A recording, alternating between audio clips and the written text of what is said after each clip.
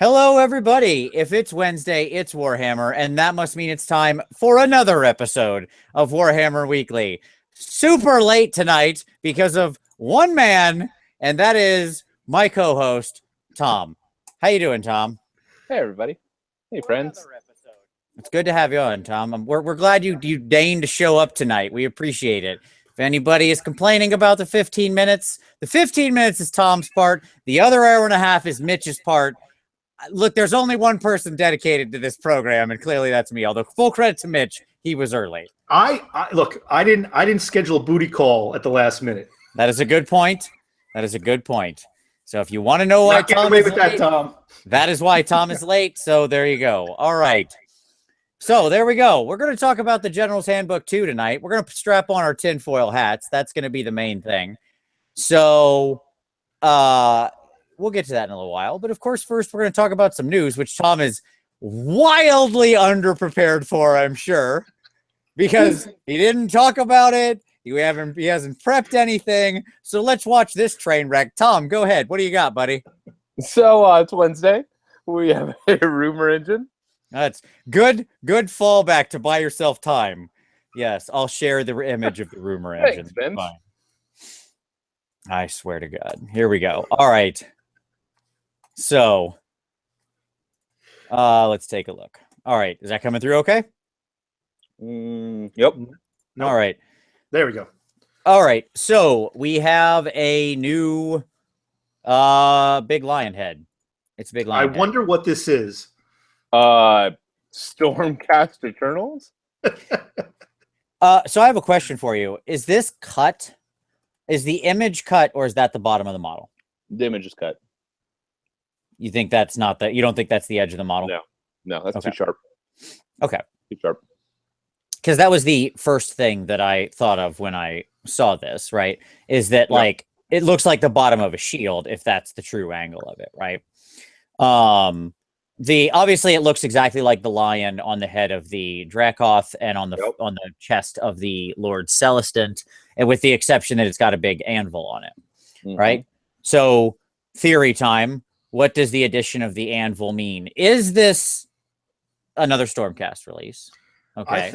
I think it's a bit to put on the top of a 40K Rhino. You should just randomly the lion.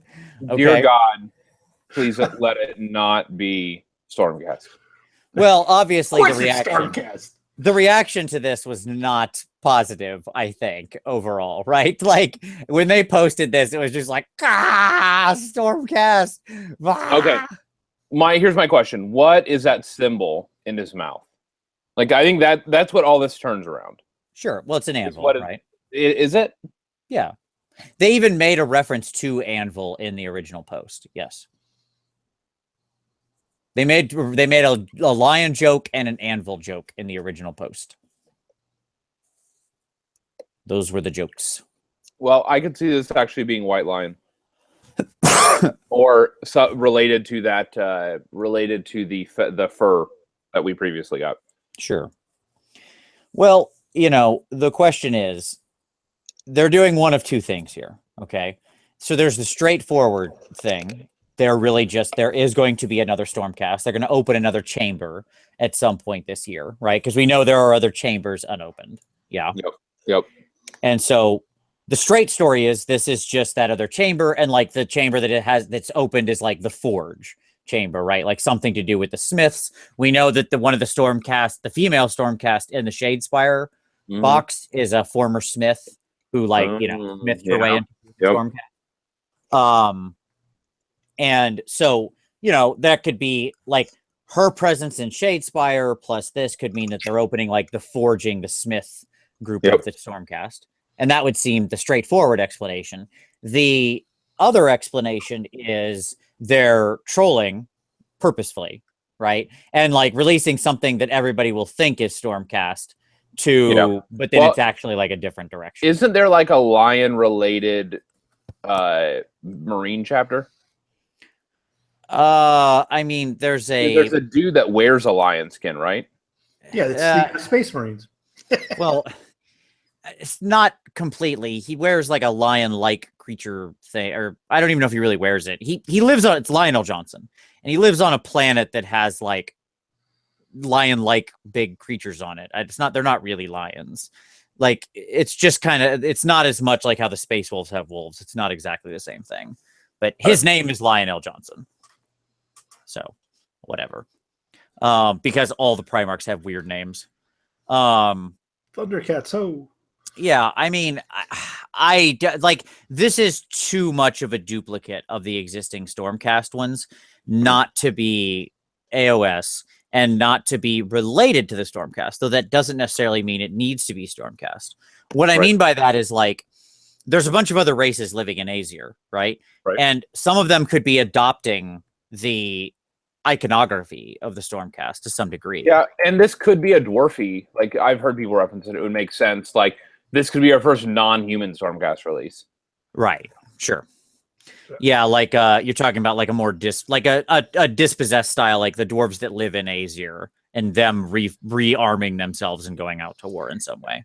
Yeah. That's a reach, but I'd love that. I don't think you'd be alone. I think there'd be a lot of people pretty excited for that. I mean, I think we all want to see something from it come out of Aesir besides the Stormcast, to be completely honest, right?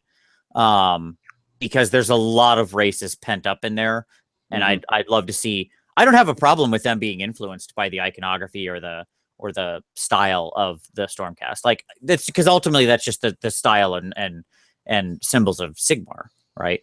Yeah. Which certainly they all pay some kind of reverence to, being that he saved all of their lives. So I'm good with that. Yeah, that being said, it's probably a Stormcast. I mean, odds are, I will say it's also clearly painted because, you can tell that the metal's being reflective in the black and white image. So, yeah, I don't know. Mitch, any other thoughts? It's a family show, right? It is a family show, yes. I'm just tired of this effing Stormcast releases. Give us something else, man. That's may not be. I'll just leave it at that. It may not be. It probably is, but it may not be. Sure. I mean, what I'll say is get into it, because you're going to have another one come. Like, whether it's now or a couple months after that, like, they're going to open the other chambers. These are the poster boys of the release. Yeah. I mean, like, it's going to happen. We just need to see some love and attention on some of the other factions too. That's I don't think people would hate it. Like, if there was an elf release and a Slanesh release and a death release and a something, and then sprinkled in the middle of those four, there was another Stormcast, I'm not sure people would freak out as much. Yeah, but they need to stealth release it like that. That would work better. They need a little more stealth. Like, not spoil it with this kind of image. Is that what you're saying? No, sneak it in there. Sneak it in there. Have, like you just said, have 2 or 3 releases and then sneak one, some more Stormcast in between. No one will complain because they'll be bombarded with all this other, non-Stormcast goodness. Right. And everybody's happy. Sure. I mean, yes, you're probably right. But yet here we are. All right. So that's the rumor engine. As always, what do you think it is? Leave it down there. My guess is it's Stormcast, and that's what I think most people are guessing. But it's just but here's the problem. It's so dead on like, I'm gonna honestly go 60-40 on this, that it's Stormcast. Right, because it's just too obvious. Right. It's so dead on, I feel like they're trolling us. That's what I feel like. It's a Stormcast steam tank, right? That's somebody did make that guess. Yes, it's the front of a ship or a tank, yes. Yep. I like that idea. I mean, I don't really like that idea, but I think that's a good pick. Sure. All right, so back to you, Tom. So, interesting stuff. Obviously, we had the General's Handbook drop. We had the cover. It's definitely 2017. It's coming. That's what we're going to be spending the show about. So I don't want to go into it too much. Right. But I mean, the news item for me is we still don't have a freaking release date, even after that. But they said later this year. And that what does that mean? Excited. Like, next month, awesome. 3 weeks, great. Later this year, not so happy about that. Yeah, I don't know what. Well, I mean, tomorrow is later this year, but that's a weird way to refer to it, right? I mean, my point is they left it very open. Yeah, and so the related information here is that We didn't report last week about the Path to Glory book, or did we? Yeah, we did. We talked about it because that's where I made the comment that The wording pulling is out the Path to Glory, they open up a lot of other space for other things. Which, Vince, I'll point this out since you would probably do it anyways. If you guys will notice in the announcement on the community page, they said, like, because we pulled the Path to Glory out of the book, we have more room to add da-da-da-da-da. And it was like verbatim what Vince said. So as I've long suspected, they clearly watched the show. Sure. Yeah, that's what that means. Yeah. Their press release. I just think that Eddie's taking shots at us. They're like, oh, we're gonna write this press release up. Yeah, I mean, all in all, like you said, we're gonna deep dive into it. But I thought that, like, at a high level, which doesn't have anything to do with content, I don't mind the stapling of the year on it. I think that's fine. Yeah, no, I think it's good. Like, there's no winning with that, by the way. Like, some people were like, well, why does it have a year and blah blah blah blah blah. Like, okay, look, here's the horns of this. Okay, if you name it GHB 2 when you know you're going to release one once a year, you're going to end up with 3, 4, 5, 6, 8, 12. And 5 years from now, when somebody comes into it, they're going to be like, well, I can't buy number 5. I don't have the first 4. Right. Okay. And that sounds stupid, but that's exactly what people ran into with the Magic core sets. As a new player, you don't know anything. Yeah. So you don't know what that. to expect. Yeah. Yeah. That's why they stopped naming the Magic core sets like 5th edition, 6th edition, 7th edition, 8th edition, and started going to like 2012, 2013, and named them after years. But if they release the 2017 version at the end of 2017, sure. I mean, yeah, they're like this abundance of 2017 remaining when it comes out. Yeah, they're doing like the opposite of car companies, right? Because like the 2018s will start rolling into showrooms like now, but the so you get the whole maximum length of it. Yeah, nope. In January and February, some new player is going to be like, well, where's the 18 version? Clearly, this is not the most recent one. Sure. Yeah, so it's really like a no-win situation when you're doing successive books like that. But whatever, who cares? A GHB by any other name should still contain just enough fun stuff. So, and that's what we'll touch on. All right, what else we got? Because we're going to deep dive on that. Yeah, we'll go into it. So I don't mean to be alarmist. I'm ready. But what I will say is that this flags potentially more changes for Nurgle. Like, we've had kind of these trickling bits of information the last couple of weeks, and nobody really knows what's going on. This week, somebody pointed out that the Plague Bearers have been pulled, and they say discontinued on the site. Mm-hmm.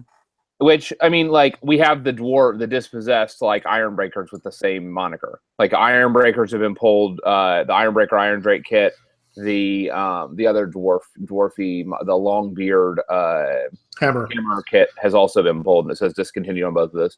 Most of us suspect that it's just reboxing, but somebody contacted GW about the Plague Bearers, and here was the customer service response.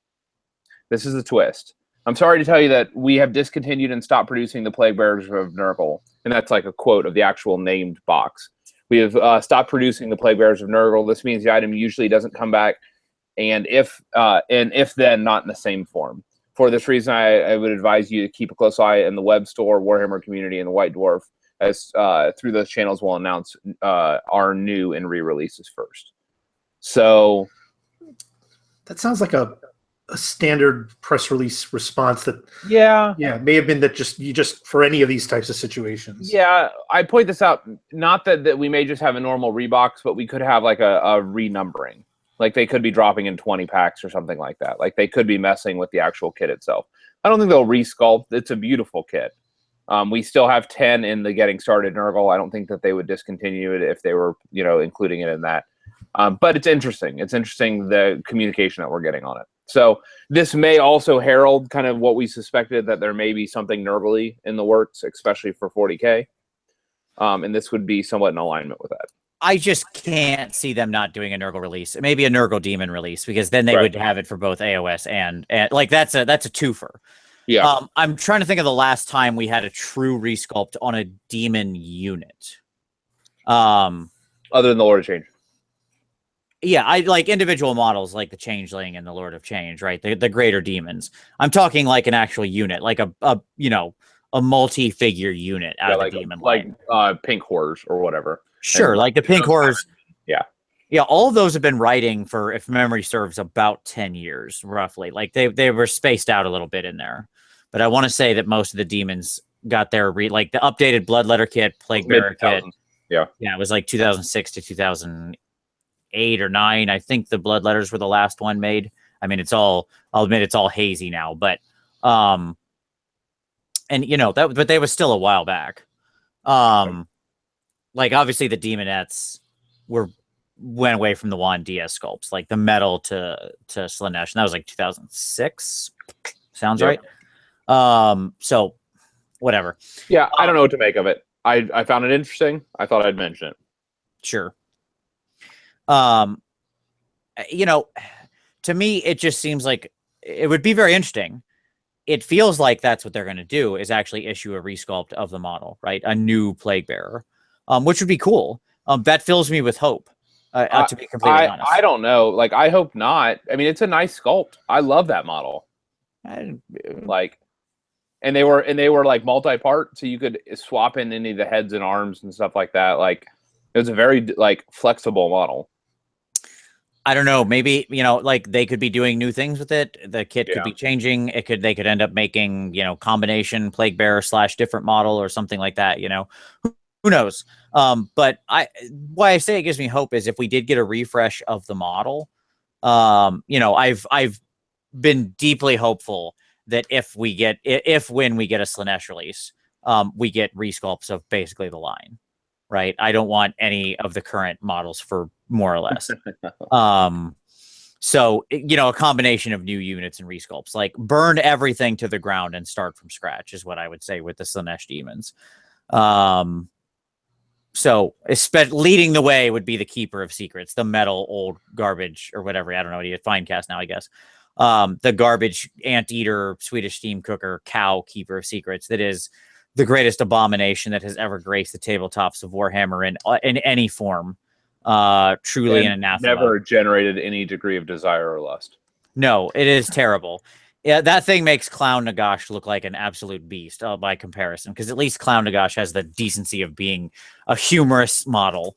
This thing is just a hot pile of garbage. It is -10 out of 10. That's all I'm saying.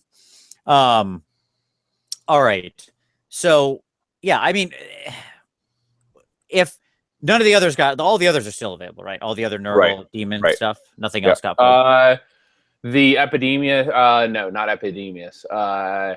Who else? Well, no, the Greater Unclean one says no longer available as well, I believe. Well, see, now that would be great, because the rumors of the new Guo have been bouncing around for a while, and Lord knows we need one. Like, I might hate Nurgle, but I know how crappy that model is. That thing is a joke. So can I ask a question?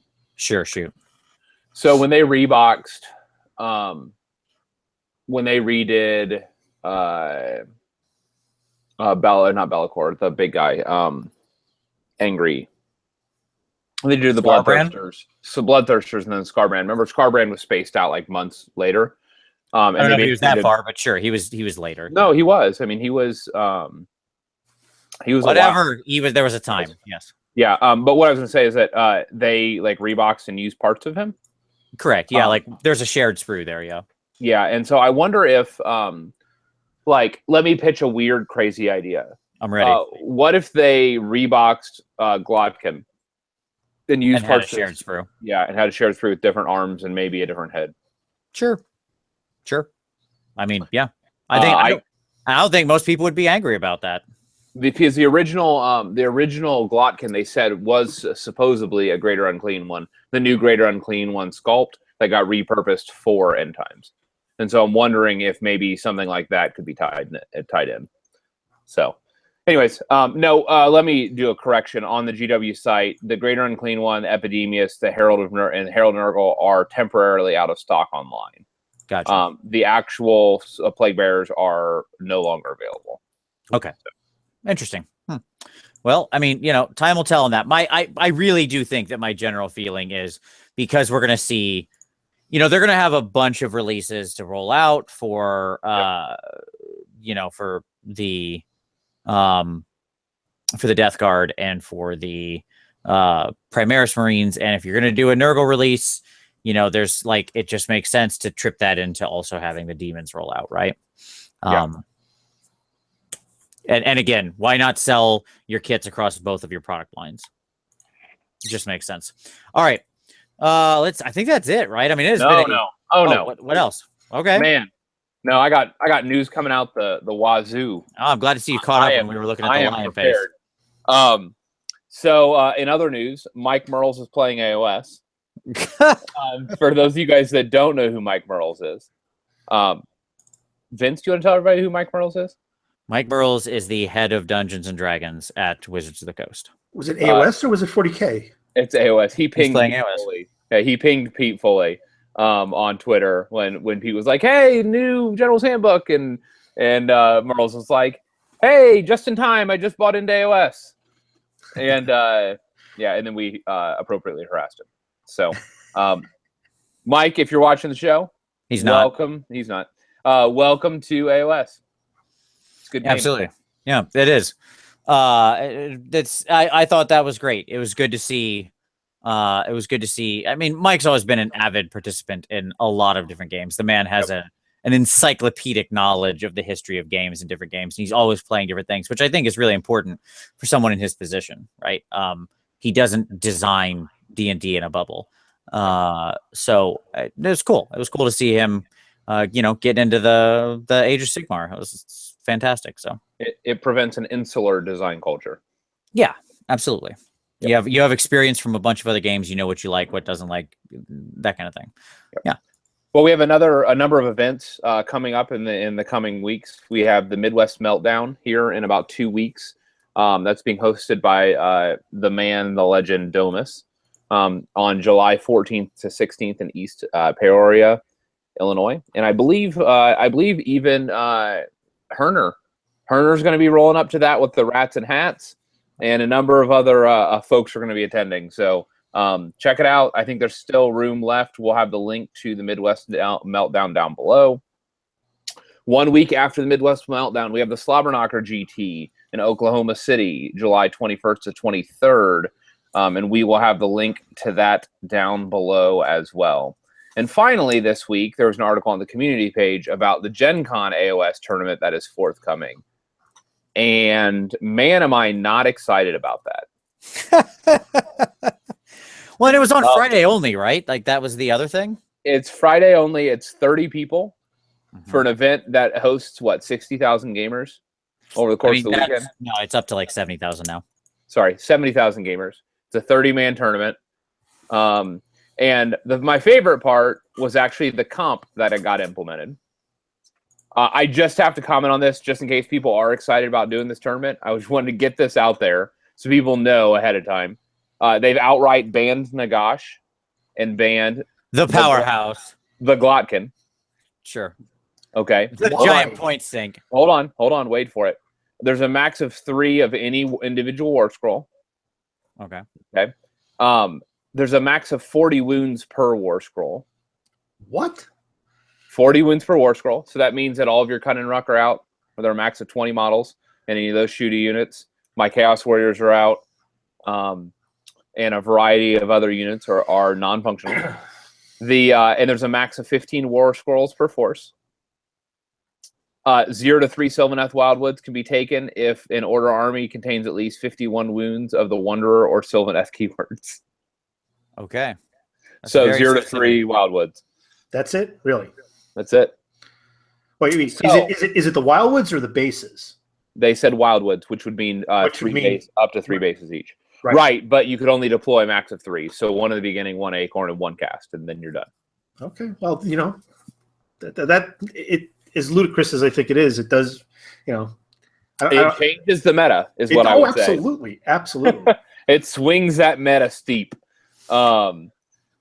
It's so weird. Like we've got somebody's got to get a hold of the AOS scene at Gen Con to not have a 2-day GT there over Saturday, Sunday at the largest gaming convention. And it looks like they're attempting to do 5 games in a day, which I don't know how that's possible. I looked at that, can't be right. That's when I looked at the document, it even had it may even had 6 games listed, and I just don't know how that's possible. Well, 5 games at 2K? Yep. No way. I mean, no, it's that. Then that. I don't know what's going on with that. Obviously we'll be at Gen Con. Well, I will be. I don't know if you're going to be there yet, but because you're a loser. I'm going to track down the TO running it, reach out to him and see what's going on. I just feel like there's so much room for expansion there. I've mentioned before that, like, you know, we need to get Golden Demon back in the States. You know, Gen Con just seems ripe for some Warhammer action. There's like P3 has not P3. Yeah, P3. Yeah, that's right. Privateer Press, whatever, has a huge event there. Really big, and they have a painting competition, and it's highly attended, and blah blah blah blah blah blah blah. It's not like there's that many. I mean, like, they can get that many War Machine players together. Again, 70,000 people. I'm guessing there are people in there who play Warhammer. So I will say this to those that are mocking the banned models. I did as well early on. I'm not sure why they banned Nagash, but I think they banned Glotkin because if his spell doubles the wounds on a unit. And I think it has to do with the 40 wound cap on a unit. So I think that they were intentionally trying to make units killable. Sure. I think they banned Nagash just because they didn't want anybody to have such a terrible time. That somebody took Nagash and they're like, oh, this was a terrible mistake. Why have I selected this horrible model? Exactly. It's like banning Nagash. Yeah. Yeah, it's like banning getting punched in the face. Like, it's fine. You shouldn't do it anyways. And that's the news. All right. Good stuff.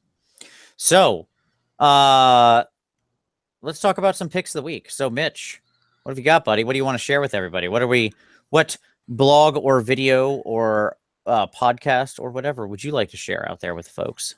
Well, I'd like to share something that I think would appeal to not just the Warhammer crowd, but maybe some people who are still, you know, keeping the candle lit for Ninth Age. And this is not a Warhammer or GW related. So is that allowed? Yeah, man. You can share whatever you want. I don't care. Okay. I'm really looking forward to seeing more about it. It's a Kickstarter that's about to hit, and it's the Game of Thrones Kickstarter. Now, some people love Game of Thrones. I love Game of Thrones, but not everybody's into each of these, into everything. Okay, but what I think is very interesting is that they have a war game that's coming out with really, really good sculpts and very characterful, and there's but it's also the armies. And what's very interesting is that it's block formations. Mm-hmm. And you have the round. They have trays with the round holes, and all the figures, are inserted in there. But they're all in square and rectangular formations. So I imagine a lot of the rules are going to harken back to what we saw in pre-AOS, and probably a lot the feel of where Ninth Age is. But I don't know what the rules are like. I saw one video that that I think Mini Wargaming put out. I think it was, or was it Beasts of War? That kind of went through a game and gave you a little semblance of the rules. It looks very interesting. I think the biggest thing for me is that I just think the models look amazing. So yeah, that would be my pick of the week. That's a good pick. Yeah, it's in the Rune Wars style, right? It's those kinds of bases, the same as the Rune Wars, where you have the tray and then the round model slot in. Right. And I don't know how. I haven't seen anything about play either. A lot of the Dark Sword and Reaper painters like Jen Haley are painting some of the models for the studio army for it. She was sharing some pictures of Cersei being painted. So I mean, it's cool. I am afraid that many of those non-character models, like the army models, I'm not sure that they don't just feel super generic. Yeah. Because like in the show, it's just like just different dudes in slightly different color armor. Yeah, they have. I've seen like 3 different poses for this rank and file guys, which I don't know if they have parts like with like the GW where you can try to change their positioning and make them more unique. They might become pre-assembled. I don't know enough about it. Sure.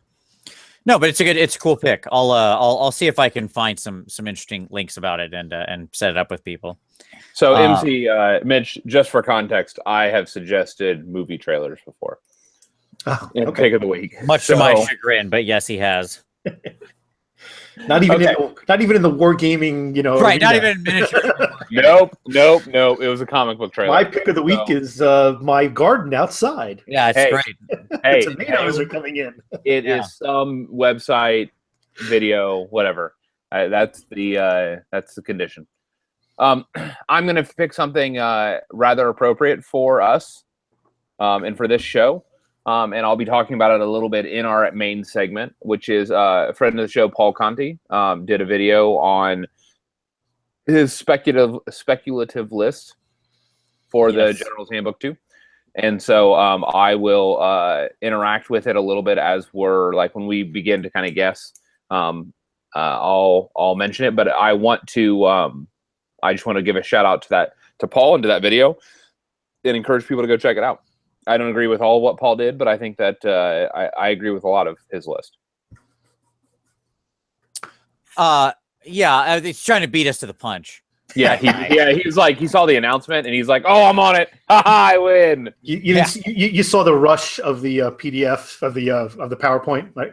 Exactly. He was just like, "I'm gonna beat those guys." White letters, black background, done. We're on to you, Paul. We're on to you, buddy. I know you're watching. All right. So my pick of the week, along a similar line, is going to be, so Ant did an interesting video earlier in the week of 40K from an AOS player's perspective. So he talks about sort of new 40K, but he talks about it not really evaluating it in a vacuum, but as somebody who, if you're playing AOS, and kind of puts it in that framework. So on his HR channel. So I thought it was interesting. He openly gets some rules wrong because that's how Ant rolls with rules. But it's still a good discussion overall. And that being said, I'm recommending this with the understanding that I disagree with every position he takes in there. But if you want to hear a position that's generally the opposite of what I think, which is that no or very little, like almost zero of the 40K rule structures that are different should come into AOS. If you want to hear something very different than that, a different perspective, Ant has that to offer you. So it's a wide world and we can all have different opinions on things. That's perfectly fine. So I'll link his video down there. Okay. I knew you were going to take Paul's video, by the way. Because I was going to mention it if you didn't. I was going to throw it in as a second pick if you picked something else, Tom. Just because I had to bust Paul for trying to sneak in ahead of us today. Low-hanging fruit. Sure. All right, so let's turn to some hobby time. So, Mitch, man, what's on your table, buddy? I don't know what you've been working on at all. I'm still around. I'm still around. I'm still doing stuff. I haven't put up a lot of videos recently. I've got a lot of things going on. You know, it's I was end of school for my son, but I'm still doing hobby stuff, and I am determined to. I have resisted trying to buy new kits, new game systems. It's hard, as we all know, but I have been working on these. I am back to my converting. I'm not sure you can see all this. This is, I'll put a couple of these up. Are those Tomb Guard? These are, well, they look like Tomb Guard, right? These are actually, you wish. These are my converted Bretonnian-themed skeletons. So I have about 70 plus in here, and they're fully converted. The only thing that I'm missing now is I took a lot of the spears from the men-at-arms, and I put skeletal hands into their gloves, and then mounted them. And I kind of mixed some of the kits for the Grave Guard and the skeleton kits because I wanted to give them different feels. Mix some of the musicians and stuff. And now all I have is the heads left, and I have a ton of skulls, and I'm slicing the tops of the heads and putting the men-at-arms helmets on those. Once I do that, I'm going to paint them up and probably go blind trying to do 70 of them at once. But hey, that's how I roll. And after that, I'm going to finish up the 80 or so ghouls that I have that are completely also redone, kit bashed as well. So yeah, that's where I am right now. That's why I have also not been putting out a lot of videos, because my free time when I am doing hobby stuff has been working on that. Are those the last 2 units for this army? No way. Okay. I didn't think so, but I had to ask. Like, well, you've been working on it forever. It is the army of the future, and it always will be. You know what? You've already got a sizable force. That's why. At the crack of doom, I think I'll still have a box of this stuff sitting, waiting to be done. Sure. I'm just saying, you have a significantly sized force already. It's not like this is, you've got a lot of models already painted and done. I've got 2 shelves that with boxes not even opened, and I've got these I use these Fruit 2.0 boxes that these come in, and I just build stuff, and I have trays and trays of these things. Like this is a small version of it. Obviously, this is from something else. I don't even know what it's from. But I've got a lot of these cardboard boxes that the waters come in, just filled with projects. So yeah, there's a lot left. I don't know anything about that. Yeah, indeed. No, That's a none of huge us do. commitment. 70 in a batch paint's tough. I think the most I've ever done is 56 in a single sitting. So, and it's a weird number. I really wanted 90, but I just got to start working on them. So I figure I'll do a 20 somewhere down the road, and they'll probably look completely different. I mean, I think at this point I would probably sooner go out into the garage and turn the car on with the garage door down than attempt that. But hey, whatever moves you, man. All right. Well, good luck, buddy. I look forward to seeing the progress. As always, man. It's a beautiful army. You've done a great job with it. I want to see. I'm always happy to see more of it. And I'm going to revisit it like you challenged me to kind of pretty up stuff that I didn't completely finish on the paint jobs too. So hey, I look forward to that too. Get them before and after snaps in. All right, Tom. What about you, brother? What are you working on? Besides being late for the show. Well. I've been working on Skirmish with you, kind of. That's true.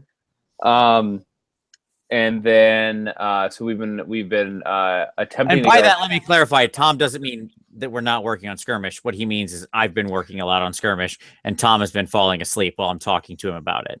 That actually happened last night. No, 2 nights ago. Yeah. Okay. Please continue. I just want to clarify for people. Yeah, he's like, yep, blah blah blah, and I'm like, yep. And so Skirmish, we're trying to make progress on that. The hope is that we can get it done by this week. I don't know. It's formatting is going to be the issue. And so hopefully I'll have time for that. What else am I working on? This is gaming related, even though it's not Warhammer related. I'm obviously Vince and I do a once or twice a year D&D marathon. Well, I do 3, but you maybe participate in 1, but yes. 1 to 2. And we have that coming up in a couple weeks. Very excited. You going to play special for that? Say what? No, right here. We're going up to Vince's place. Yeah. Nice. Yep, and we have a 4-day or 5-day 5th edition Eberron game, so that'll be fun. Sweet. So I'm frantically writing material for our 7 players. Frantically. So, frantically. I like frantically. All right. Cool. Are you painting anything at all? I primed a chemist. All right. Well, that's something, I guess. No, but he's been over there for like a week and a half primed. He's how have you not touched him? It's like so. It's just get metal paint. I was traveling. Like that's what I did. I applied metal paint. Like that's where he's at. Is he has the Vallejo metal color on him. And I've been out of town and just been busy. Sure. All right. Good enough, man. For me, I've been working on a project I'm very excited about. It's my last guy for competition this year, which is this big boy right here, my Knight Titan. He will be a Sisters of Battle Knight Titan. All the metal is done. Most of the weathering on the metal is done. And none of this is actually assembled. That's why I'm being so careful, because his top will fall off his bottom. All the armor is over here. I've spent the last 2 days doing freehand on every single armor plate. So for example, like that. Nice. Right there, which is going to look like crap on this, but that's fine. I assure you those are little flowers and they look better in real life, and so on and so forth. So every single plate has to do that, and then we'll do the metals last and stuff like that. When I say every plate, I mean every plate has freehand on it. And now I'm on the last stage of that, which is the top, and this isn't going to show at all. But if you look very closely, you can just see an outline there of where I've applied like a brown outline. That will be a painting of Saint Celestine for the Sisters of Battle Knight Titan. So there's probably another easy, like 40 to 60 hours of work in this thing at least. So we'll see when that finishes up. So the fun part is going to be I do all this like super hyper delicate freehand that's taken hours. And now I'm going to go back and screw it up, right? Because I'm going to go weather it and chip it and do rust streaks and stuff like that. So that's what you got to do. I'll do a video on that, doing that stuff with in various different methods. Of watching you scar the minis that you've lovingly painted over countless hours. Mm-hmm. Yeah, it's called putting on your big boy pants. Okay, because you spend 30 hours or more doing freehand, and then you're going to go in and screw it up because that's what makes it look even better. So you just gotta don't be afraid to kill your darlings. That's all I'm saying. So and right here, by the by, I've still got to apply I've got to chip all the freehand, and then I've got to apply some decals, and then chip those, and then do battle damage, and then do weathering and stuff. Right here, this is the parts for a second Night Titan that I picked up on the cheap. So I was like, well, one was fun. Why not one more? So there you go. And so I'm looking forward to that too. He'll be a future thing. But yeah, that's very exciting. And then I'll be glad because once this competition piece is done, it'll be the last competition piece for a while, and I can just focus on painting some things that are fun because I've got stuff backing up. And you need to figure out what Holy Wars army or Holy Havoc army you're going to run. Yeah, I don't know. Yeah, probably. It's going to end up being like Dogs of War or something. That's what it's going to be. I'll get out all them Dogs of War kit and go to town. I will say I did dump all the Dogs of War into like a purple power. I'm also trying to use denatured alcohol to strip to see how that works. You got to be careful because that stuff is like very flammable. Like it is fuel. You're just stripping using pure fuel because it's alcohol with no water in it.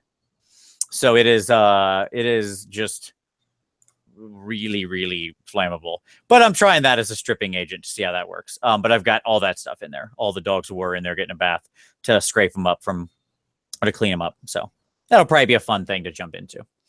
Anywho, all right. So as always, we want to know what you're working on because the main point of this, is to deliver average quality information. But it's hopefully background noise to help you get some models painted. That's always what we're looking for. All right. All right. So let's talk about the General's Handbook 2, shall we? Sure. So we had an announcement of the General's Handbook 2. They threw it up on the community site. As they pointed out, the worst kept secret, right? That this was coming. Well, it's not even like a secret. They announced it in January when they announced the trial points for South Coast GT. Sure, you say that, but the number, tell me that you didn't, I read all the posts of people sharing it.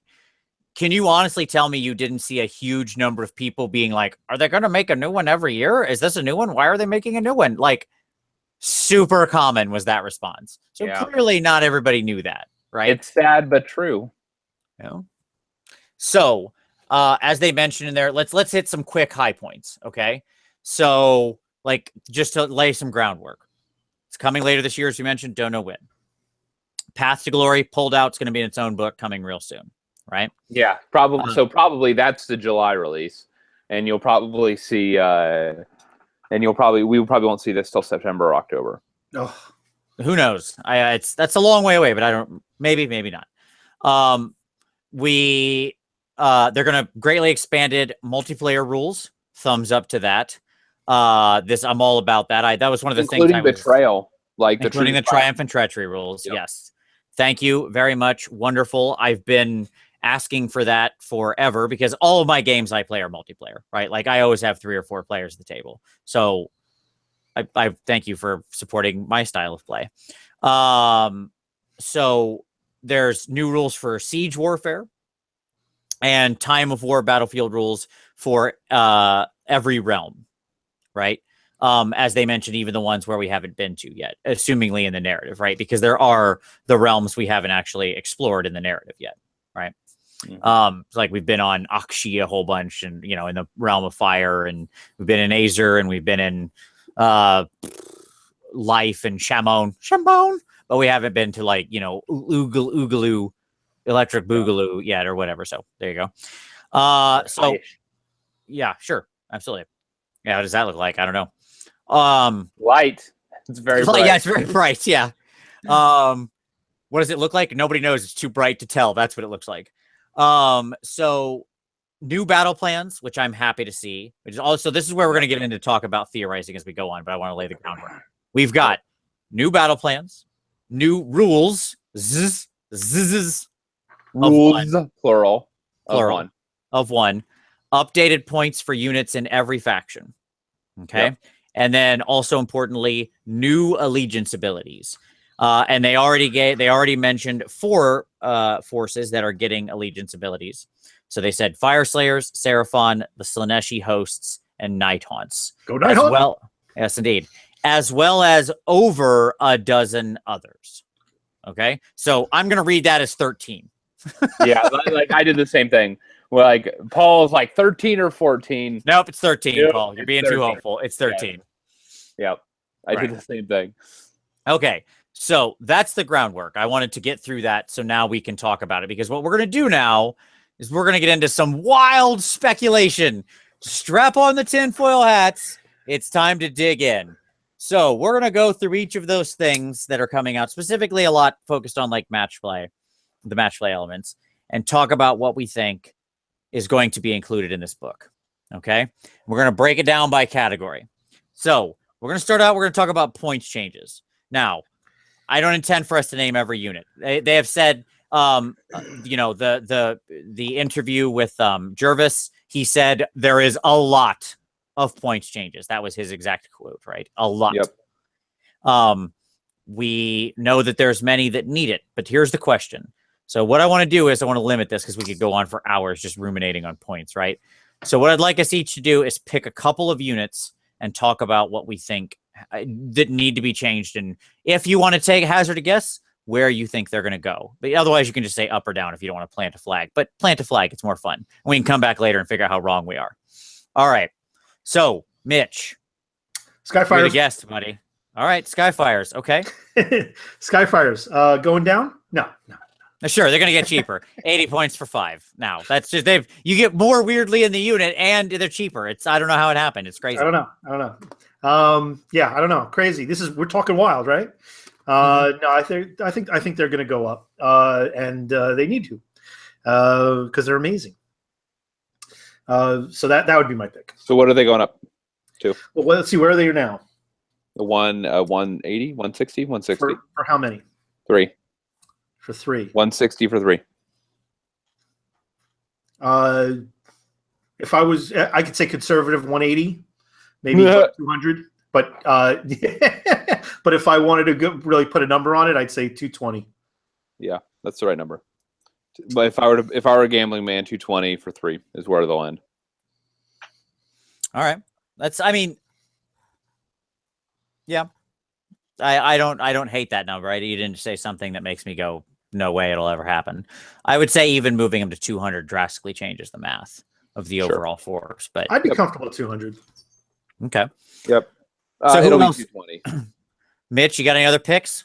What about Nagash? Is he staying up at ridiculous 900? I would love for him to go down, to 800 or more likely to 700, honestly. But I don't care about Nagash staying at 900. I just wish that they would adjust certain rules to make him more appropriate without a major rules change. And we're not getting a whole blanket series of rules changes or a new war scroll, but we could. It's possible. But barring that, if everything's staying the same, Nagash has to come down because he can't, in match play, he's just not effective. So many of his abilities are limited and neutered by the rules of 1. And if there are more rules of 1, they're probably going to come into play even more so. So I would like to think that the points will come down on him, but I just have this feeling that it's just not going to happen. I just have a feeling that he is the pinnacle for point expenditures for some reason, that GW just has this idea that he should be the most expensive. I don't know. He clearly should come down, needs to come down, but will he? I just have a sneaky feeling that he won't. Okay.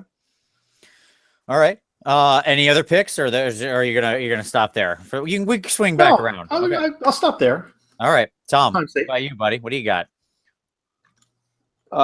Let's start with Chaos Knights. I agree. Overcosted at their 200 points. They're 200. I think we'll see him at 160. It'd be aggressive. It would be aggressive. Either 160 or 180. I would anticipate 160. Do Chaos Warriors, if they go to 160, do Chaos Warriors also come down commensurately, or do they stay where they are? I think Chaos Warriors would potentially come down to if Knights come down to 160. I think Chaos Warriors would also come down to 160 potentially. The difference, though, is, and this is a real difference in match play, is model count number. Model counts number really is a big deal, right? And so they may stay at 180 just simply because they have the model count advantage. Yep. Like all of the actual numbers are the same or almost the same, but the model count is actually a big deal. So I could see that even Chaos Warriors staying at 180 and Knights going down to 160. Who else? Craggy. My buddy Craggy. Save Craggy. He was he was at 20. Then the point stuff bumped him up to 100. I suspect, if my chapstick bought me anything, I suspect we're going to be down around 60 points for Craggy. I think I love that this is what you've decided, the hill you've decided to die on. That's no, like it got a life of its own. Like Save Craggy became a trending hashtag in the Warhammer world. Still is. And it still is, Save Craggy. So what else? I think that we will probably see the archers, Savage Orc archers, probably go up 20 points, just a small point twink. But I think just some small adjustments there will actually make a pretty big difference. I don't think it'll be I don't think it'll be a severe jump. Like, I don't think it'll jump up to 140. But I think I could see him jumping up to 120 pretty easily. Are all the big monsters moving around? Are are your Stonies and your Thunder? Maybe, but I don't think they're going to jump around as much as people want them to jump around. I suspect that they'll jump 20 to 40 points. I don't think they'll jump the 80 or 100 that some stuff is. I'm trying to think of other major things. What are some of the popular stuff? I think that obviously we know that there's been a strong suspicion the Kurnoth Hunters are going to move. The Kurnoth Hunters, yeah. Kurnoth will probably go up to the 3 for 220. If I were to take a guess, I would peg them right where I suspect the Skyfires are going to be. I mean, do you think when we look at, if we're going to hazard a guess at general trends, sure, do you think we're going to see a general movement of ranged units up? Yeah, I think that in general we'll see a higher price. Like I think we'll see. I think the Storm Fiends, they're 3 for 300 right now, or 360. What's that? The Storm Fiends, 3 for 360, 3 for 300. Storm Fiends are 3 for 300. I think they'll go up to 360. Yeah, I think in general you're going to see a lot of the ranged units jump. I think that you'll see Archeon, baby Archeon. I think his points will jump. Probably 60 points. I have to wonder, like with a lot of those old models, if they don't move a bunch of them around, right? I think everybody's hoping that like they just forget those exist. Those old compendium models, no, like that they forget the Fey Enchantress is a thing, and they're gonna get Friend on Horse is a thing. Yeah, because they're just so good. Like their point value, they're just so good. Like Kemmler, because Kemmler jumped, you know that they're looking at the other stuff that's equivalent. Right. So all that stuff's going to take a price hike, all that hyper efficient stuff. I have to imagine that like Sail is low end. I think he's going to jump to 260. High end, I could see him jumping even to 280 or 300. I'd be surprised that he doesn't get closer to 300. I mean, that's again, what I'm saying. They're bringing the Vampire Lord on Abyssal Terror to 300, which I think Well, we don't know that's the case yet. Let's hold on. That was the preliminary thing. Yeah. But I think Basale is far more useful overall. He has less wounds as well, and he has less mobility inherently as well. True, and he doesn't have a ward save like built in that the Abyssal Terror guy does from the. Well, we'll see there with the new Allegiance abilities that could change. No, it's true. It's true. Again, I think that I would spec 260 maybe on him, potentially as high as 300. I mean, he still does have Night Maul, so there's still potential that he could have a mini like you could double his wounds that way. But that's another 80 points on top of all that. So I don't know, is what I would say. I think, yeah, I could go on, but I'll stop there. That's a good list. You know, the question came up in the chat of, do we think that the Tomb Kings are going to get slapped as hard as they did in those, in those points? You're saying yes, you think they will?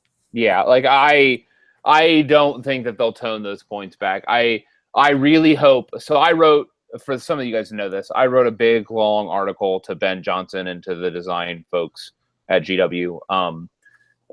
In the wake of my frustrations of the Tomb Kings and Craggy and those points adjustments, and I had a long conversation at Adepticon, or I had a conversation. I don't know how long. I wouldn't categorize it long, but needless to say, about those issues. And I hope that the Royal War Sphinx comes back down. That's what I would say. Cetra, I think I would suspect is locked. The Snake Surfers are locked, I would guess. I really hope the War Sphinx comes back down to around 400. I think that 440 for him and 460 for Nagash or for Cetra is just way over the top of functionality. So 440 in comparison to, say, a Vampire Lord on a Zombie Dragon, or who all have flying. Neferata at 440. Yep.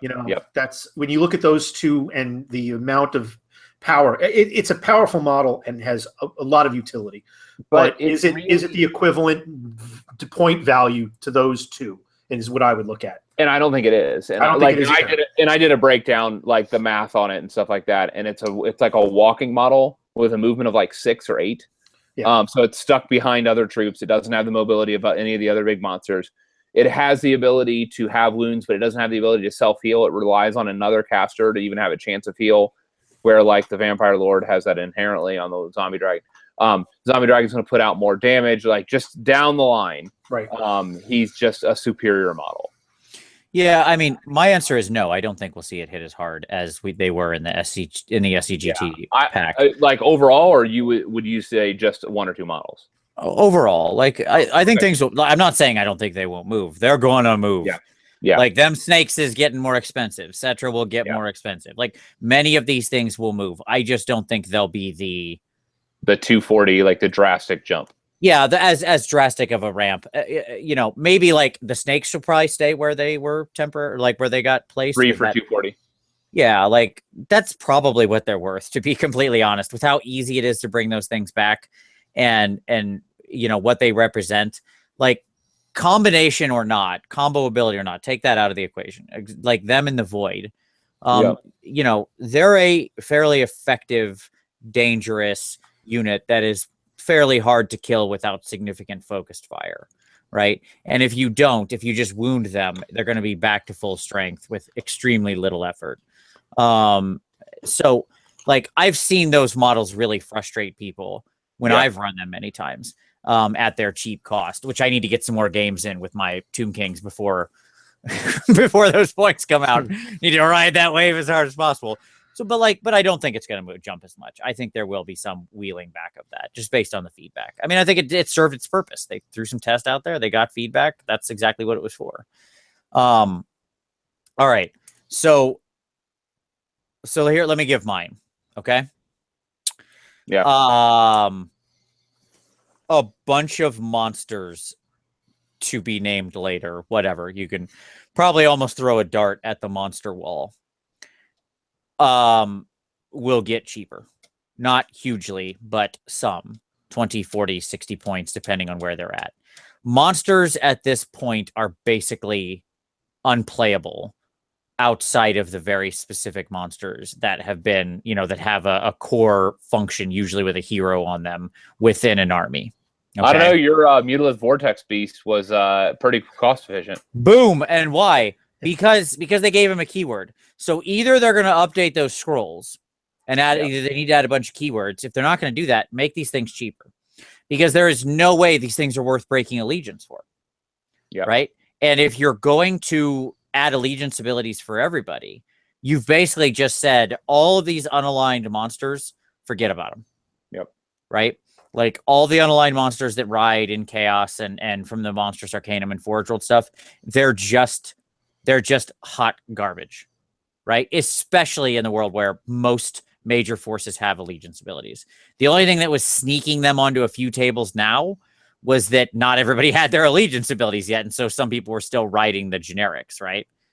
Once that's gone, forget about it. Those things they're vaporware, man. They do not exist on tables because they're auto breaking of that allegiance, which is just terrible because so many of them have easy alignment, right, with these factions. Specifically, the big offenders here are large, like a large part in Chaos, but not only, right? Sure. The Destruction Giant being another great example of a dude who is just such a cool, iconic model, should not be relegated to the crap pile that it has been set in right now. And so hopefully there you go.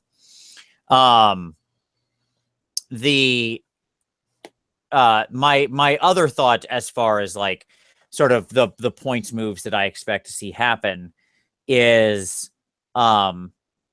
I would expect that they understand now what really motivates things. So my answer would be a lot of like very middling sort of non-skew units that are not highly mobile, that cannot deal mortal wounds, right? That these kind of things that don't have any of the established shenanigans to win. Yeah, they'll come down. They'll drop down 20 to 40 points. Yeah, exactly. You'll see little minimal adjustments across the board on that stuff, right? So a lot of just like old school troops that are still useful, but aren't like, but basically other than having bodies, don't have much like, and they're like totally competent. Chaos Knights are a good example, but you could look at like the Free Peoples and pick out any 10 units from there. And you probably land on 8 ones that are going to drop in Dwarf Warriors. Yeah. All this stuff that's like perfectly serviceable and fine. It's just, it doesn't have any of the shenanigans that make it actually truly dangerous or worth its points. So those only need minimal adjustments. I think speaking of which, speaking of Free Peoples, the Huracanum will probably go up. That thing is already expensive, but I don't see anybody, like most people are more than happy to take that thing because it works on everything. That's a force multiplier. 20 to 40. A minimum 20 to 40. It could jump up to 400 and most people wouldn't bat an eye. I mean, I'll be honest. Like, it's such a potent buff that also, like, that thing also deals pretty good damage. Now it's held together. It's popsicle sticks held together by bubblegum and hope, right? If you a bunch. But it's better than a cannon with crew. Sure. A small group of Skyfires will turn that thing into tinder. But that being said, that thing is just too good right now. Like, I mean, by that I don't mean I have no problem with its rules. I have, as Rob has said before, I have a problem with its efficiency. Yeah, it's an auto include, right? And that's anytime something becomes an auto include, like where you go, I'm going to start with this and then build the rest of my army. That should give you pause. That's not always a bad thing. I was building a Fire Slayer army, and I'm like, well, I'm going to throw in a Huracanum to shore up the weakness of their force. And it'll give me a caster, and it'll give me some mortal wounds output, and it'll give me a +1 to hit across the board, so I'm on 3s instead of 4s. One of my conversions is a Huracanum for the Dispossessed. So it's the Huracanum itself, but it's the from the minor kit. I have one for my. So I have the 2. Yeah, and I got a really nice idea from one of the local guys at the shop who said, "Why even bother do that?" He said, "Why don't you just get the old version anvil with the wheels and that was on an anvil, and just make that your Hurricanum. And I'm like, yeah, that would save me a couple hours in converting time. Bingo. There was a question in the comments of what won't Skyfires turn into Tinder short of Chaos Warrior blobs? The answer is fulminators and protectors. Combination of their end. Yeah, fulminators, protectors. You know what else? Plague bearers. Sure. The short answer is depends on how many Skyfires. Things that plague bearers will just straight shut Skyfires down. Yeah, things that impose negatives to hit, because then it doesn't matter. Yeah. Right? Yeah. Like their rend isn't good enough. If they're not mortal wounding, if you can take away their ability to mortal wound, either make it only be on 6s or remove it completely, you shut them off. Because their rend isn't good enough to punch through, like 2-up, rerolling 1s, staunch defender, fulminators. Forget it. You shoot at them all day. They'll fight in the rain. Okay. It's the mortal wound thing that makes it that breaks people's backs. Yeah, and so if you can shut that down with penalties, which is why my go-to is Plague Bearers. They're -2 to hit in blocks of 20 or more, and they still have the 5 up against mortal wounds. Right. So and -2 to hit importantly shuts off the wounding completely. So anyway. So that's sort of my picks. This is a thing everybody's got an opinion on. So share your opinions. There you go. That's what I want to know. Drop them down there. What have we not touched on that you want to see move or don't want to see move?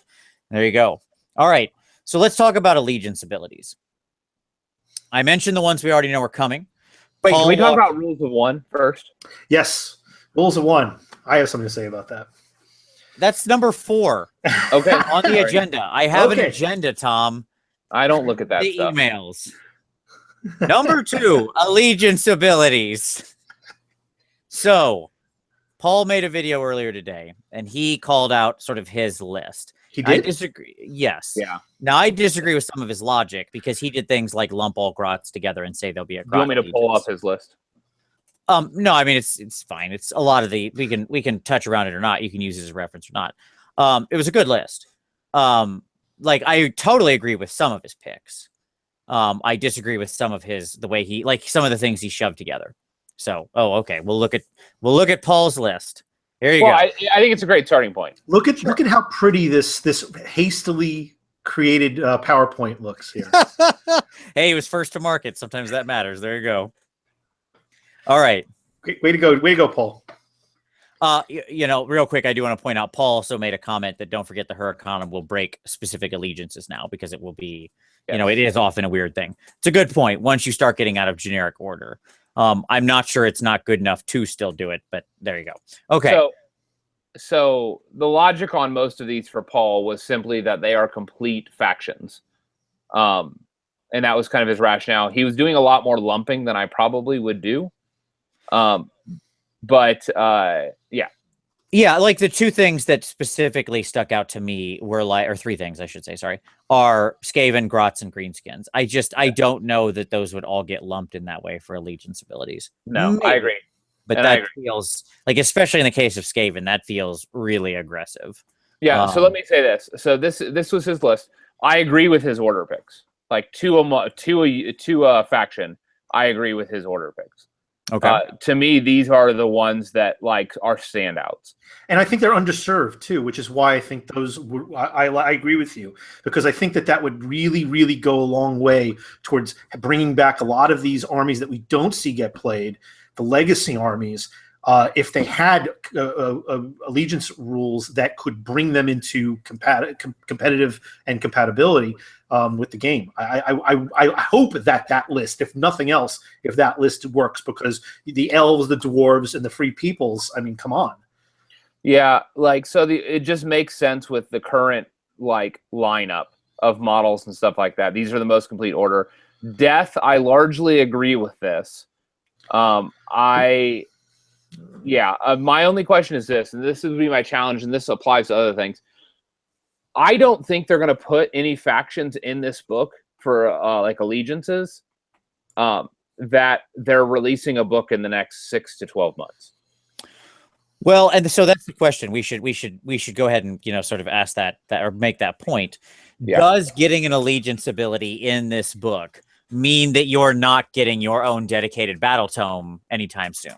For at least a year is what I would say. Sure. And what I would say is yes. Like what you won't see is you won't see Zinch in this book. You won't see Korn in this book. Sure. Because you need to buy those other books. And so this is going to be those that don't have current allegiance abilities in other books. And these are also the ones that I don't think will be coming, which is why I would question Nurgle down here. Right. Like, to me, there's no way. Like, if unless Nurgle's coming, it won't show up in this book. It'd be so weird. Like, here's the thing. Here's where you're on the horns of that. Like, the issue is this book will probably come after the Nurgle release, so it wouldn't be necessary. I think we'll get the AOS Nurgle release before we get this book. Interesting. Good. The other thing I would say is that I agree with the Skaven. I think we will get one or two sub-factions of Skaven. We won't get an overarching Skaven. So we'll probably see Scryer. We'll probably see Skyer, and we may, if Pestilence doesn't get lumped in with the Nurgle, I don't know how it doesn't, but if it doesn't get lumped in with the Nurgle, like if Nurgle requires Nurgle Mortal or Nurgle Demon to have that allegiance, then otherwise, if it's just Nurgle and Pestilence get lumped in, Pestilence won't get their own treatment. Now, that said, I think you could see a Pestilence treatment in here and a Nurgle Grand elsewhere. Sure. The way I look at it is, and if the chart shows a number of like, for instance, with Death, you have Night Haunt, which has already been spoken of. Yep. You have Flesh-Eater Court, Soulblight, Death Rattle, right? Yep. If you go by the notion that any new release is not a rebranding and a reorganization of, say, Soulblight, which we would love, a lot of us Death players would love, or Death Rattle, for example.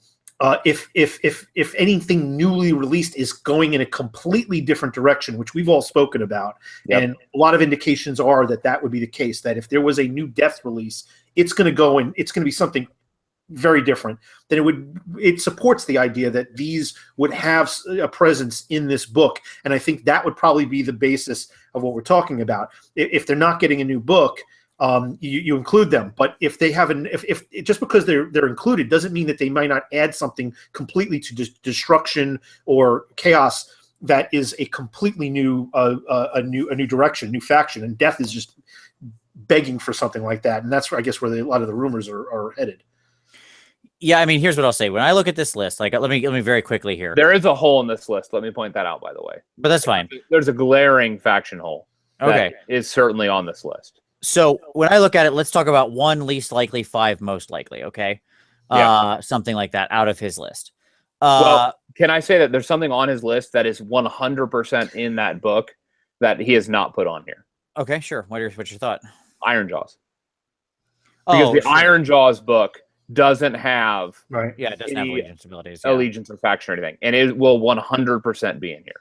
Yeah, I agreed. Yeah, agreed. Totally. Yes, it's because they're not getting another book anytime soon. This is their only chance. It's a very popular faction. So yeah, I agree. They have a Battle Force box, like just everything. Like Iron Jaws will be one of the 13 other factions. Sure. So I actually think the Swift Hawk agents are a good candidate, because they re-released that box and put a bunch more of it out in the world. Yeah. Yep. So, like, to me, that actually seems, it's a weird pick, but I think it's actually rather likely because they re-released the Island of Blood. Yep. Free Peoples also seems highly likely to me because they've got a ton of those kits out in the world. Yep. It's still an army they talk about frequently. It gets played in, the studio army gets played. Yep. Yeah.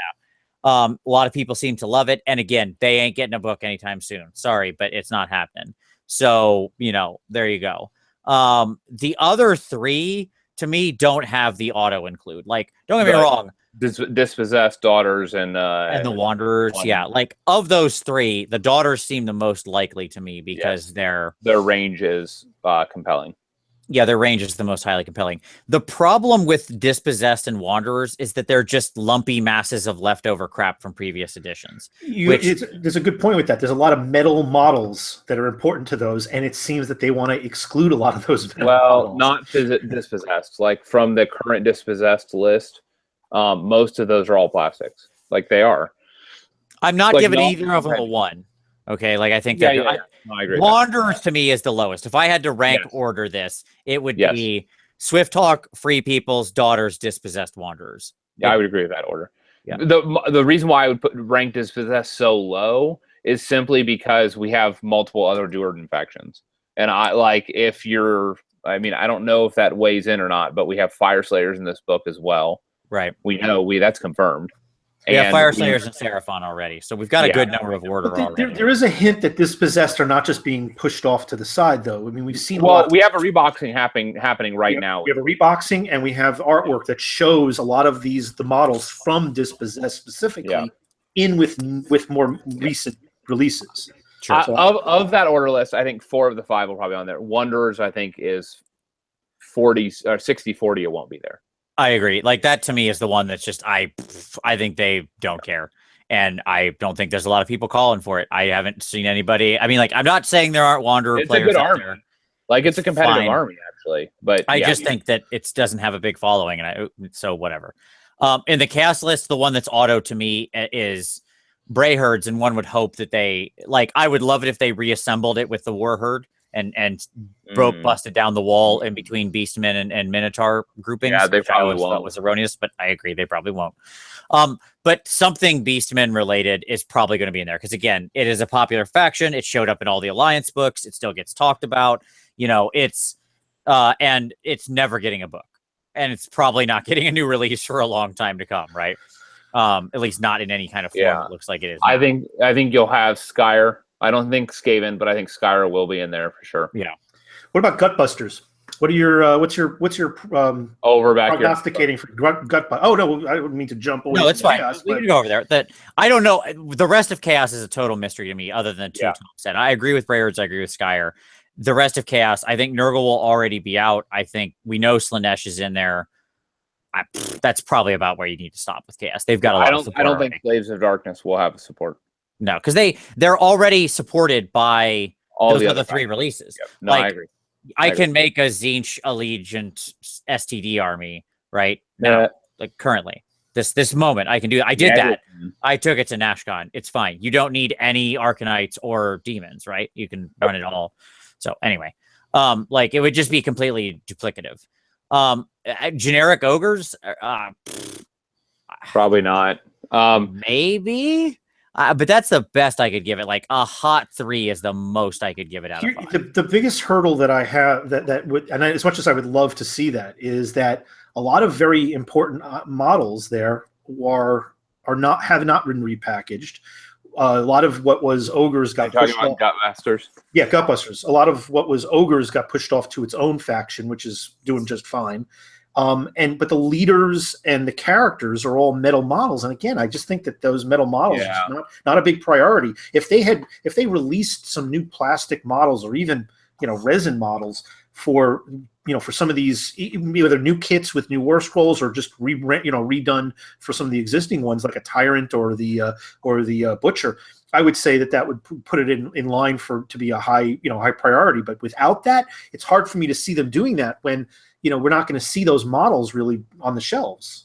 I mean, to me, Destruction like Moon Clan or Spider Fang would be your likely choice. I don't think it would be Spider Fang. I thought Spider Fang would be a high up on that list. It's 2 kits, 3 kits. The reality is that if you think Spider Fang's on there, then they're just as likely to put like Order Draconis or the high elf dragony. I don't think that's the case. I think that's a false equivalency because they have to include something destruction. Right. And the problem is they don't Iron Jaws. We know Iron Jaws is there. So Iron Jaws is going to be there. And I honestly think Moon Clan will be one of the other. It's too popular. Like they're never going to do a book of it. And so I think Moon Clan will be the low hanging fruit for destruction. Potentially, and I agree, potentially Greenskins, actually. And the reason why I say Greenskins is because they have a getting started box. That's a good point. They do have a getting started box. Yeah. That's a good point. And so Greenskins is a complete faction. Like it has a caster, it has generals, you could run a Greenskins army. And in fact, so I could see Greenskins like Gutbusters. Like the problem with ogres is you don't get that. You don't get like 5, 6, 7 units in one sub faction. Right. Where Greenskins, you do have that. For Grots, you only have that with either the Git Mob or the Moon Clan, and the Moon Clan is much more compelling. Sure. And I don't think they'll have a Moon Clan release. So my guess is, and it's more classic GW. So my guess is you'll see Moon Clan, you'll see Greenskins, and you'll see Iron Jaws. Do you think we'd get a shuffling of where some of these models might fit in these subfactions? No. Because it just seems like some of these are left by the wayside, and if they merge them, they would actually open up whole new lines that would be compatible. It would require them rewriting War Scrolls or reassigning keywords on War Scrolls. But because all they do that based on War Scrolls. But they do that in a lot of cases, and that would just be adding a keyword to a War Scroll. And I mean, the main point is that for instance, something like the Mortis Engine and the Necromancer, who are just sitting out there, who should just be merged into Nighthaunt, or something. Nighthaunt for the Mortis Engine, and the Necromancer probably something else. Yeah, I don't disagree that they would have to change a keyword on the bottom of a scroll. I'm not disagreeing with that, but that's not. I don't know. If I don't think you'll see a sweeping. I don't think you'll see a sweeping keyword change. Like, because what you're talking about is changing like 30 keywords probably, or 60 keywords or whatever across the line. They're just not going to do that with this release. Yeah. Sure. Like that is an individual sub faction change. That's not a wide sweeping. But if we're seeing Nighthaunt being listed here, Nighthaunt is very but it's showing up at tournament. It has problems. It is showing up at tournament, and there are certain ways. Yes. There were certain ways people are building it that are making it competitive, which I agree. The heavy on the Spirit Hosts, and 2 double Mourngulls, and but and hey, at 260 points, it'll be a great faction. I would love it. I'd buy 2 more. I mean, I only have 1 because I'm not that obscene, but I get 2 real more. quick. I want to touch on. I don't want to run super long on this, but there's 2 things I want to touch on. Somebody mentioned in the comments that like Gutbusters have 6 to 7 units. I mean, yes, that is true, more than actually. But the problem is a bunch of them are out of date, like old or fine cast garbage. Like, because the Butcher model's old and there's no plastic version. The Gorgers are obviously old and out of date. The Tyrant is an old model. Scrag is an old model. What you're really talking about, Firebelly, sort of current. No, he's in Firebellies. He's the only model in Firebelly. Which is whatever. Really, the current models out of that are the base Ogres, the Iron Guts, the Iron Blaster, the Lead Belchers, and probably the Scrap Launcher, right? I don't know if I really count Grots maybe as being a current thing, but that's again, and there's that force. The problem is all the leadership of that force is out of date, old, fine cast metal garbage. Some combination Moon of the Clan is the same way. Like, don't get me wrong, Moon Clan really is the same way. All that stuff is metal and fine cast. Sure. But I think that that's a fair point. All right, so then touching real quick on Death, to me, Flesh Eater auto include. Yep. That's the hot 5 because it's had its book. Anything that has a book that doesn't have an allegiance ability probably is getting its thing probably. Yeah. Death Rattle would be my next down the list. I think Soulblight's a bit outside, to be completely honest. That's hopeful, but the thing that supports Death Rattle is that they did get a rebox on rounds, but Soulblight has been ignored. So and your battle line are $100 for 5 of them. So and they're metal. Fine cast, or they're fine cast, aren't they? Oh, now they're fine cast. I think they're fine cast. They're old. The older ones are metal. They're garbage models. I would tell you right now, I would be shocked if Soulblight showed up. I agree, and I actually think Soulblight. I would love to see Soulblight. I actually think I don't think it's going to show up because I think we're going to get an updated Vampires. I really do within the next year. I'm going out on a limb. And I'm going to say, I think within the next year, we'll get an updated Vampire. If we get an updated Vampires, I'd wait that year. And what I'll say is the only reason, as Phalanx in the comments pointed out, the only reason we wouldn't see Death Rattle is if they legitimately got a book to go in line with Shadespire, because we know there's Death Rattle models coming in that. Which returns back to my, everything's up for grabs if a book is coming. And so you just don't know what is coming. I think a Nurgle book is coming. Thus, I don't think Nurgle's going to be in the book. That said, if I see Nurgle in that GHB2 book, I know Nurgle, the book it's 2 years out. All right, so now here's the fun part, and we got to do this quick. Yep. I need and you're gonna because we've been on this one a while, but obviously this is a very interesting thing, but here you go. You ready? We're all going to pick a single dark horse. You can do 2 if you've got it hot and ready. In other words, the outside chance, the one that would completely surprise you. Yeah. Okay. But we think could be a reasonable to include, or just truly just wild. I'll let you define that however you want. Okay. It's the dark horse in all sense of that. I already got mine. Done. All right, go, Tom. Ever chosen. Ever chosen. All right. Because they have a book. Sure. They have a book, and they're all new models. They're only like 3 units, but I could see it happen, especially with Archeon, especially with the battalions that make all models in the battalion. Ever chosen. Wouldn't it be amazing if they put Ever Chosen in the book and just like these other things that have tons in the range got left aside, but the Ever Chosen get one of the sweet 13. This is like the Skaven Council of 13 here. Who gets a seat at the table? All the factions are scheming against each other. Yes, Ever Chosen is my hot pick. That's a dark horse. I like that pick. All right, Mitch, what's your dark horse? Death Mage. Death Mage. All right, that's a hell of a pick. Go on. So you're going for the Mortis Engine, the Necromancer, and let's just say that's it because the other 2 are the Lich Priest and Temlar. A field of Necromancers and Mortis Engine. What is your battle line? And that's the problem. There is none. you have to have a battle line. I know. I just threw something out there quickly because. Okay. All right. I have a dark horse. You ready? Okay. That I really want to see. But this is super dark horse. All right, the slightly less dark horse would be Devoted, right? Which I would love, but I count that as like a hot 1.5. All right, so here's my real dark horse that I would just be thrilled about. I hope you don't say it. Go ahead. What do you think I'm going to say? I hope you don't say Phoenix Temple. I'm not. Okay, no, I'm picking elves. Get out of here. Do you know me? No, it's Ale Guzzler Gargants, baby. It's the Giants. Yes. And I'll answer your question. Yes. What is their battle line? Their battle line is in the Legion ability. Their only Legion ability is they become battle line in their own form. Let it happen. Like that's it. No other special abilities other than they become battle line in their own force. And then you have like one of the command abilities or something, or some other thing in there, be that they stop falling down all the freaking time every time you roll. That's so cool that they fall down. It's not when you have 8 of them. That means if you get a good charge off where you have like 5 giants charge, 1 to 2 of them statistically hit the dirt and fail the charge.